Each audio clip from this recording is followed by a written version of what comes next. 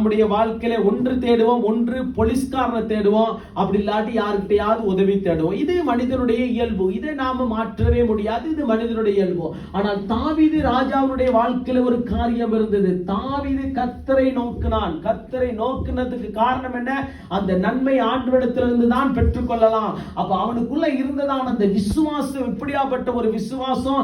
அந்த நன்மையை நான் பெற்றுக்கொள்வேன். அந்த நன்மையை பெற்றுக்கொள்ளுகிறதுக்கு எங்கே ஒரு இடம் உண்டு? அது பரலோகத்திலிருந்து தேவனுடைய வார்த்தை வர வேண்டும். ஆகவே நம்முடைய வாழ்க்கையிலே, இந்த நாட்களிலே, இந்த வாரத்திலே நம்முடைய வாழ்க்கை நன்மையான காரியங்களை பெற்றுக்கொள்ள வேண்டும் என்று சொன்னால், ஆசீர்வாதமான காரியங்களை பெற்றுக்கொள்ள வேண்டும் என்று சொன்னால், மற்ற காரியங்களை தேடுகிறது அவசியம் அல்ல. தேவனையே நோக்கி பார்க்க வேண்டும். அப்ப ஆண்டவரை நோக்கி பார்த்தபடியால் என்ன நடக்குது?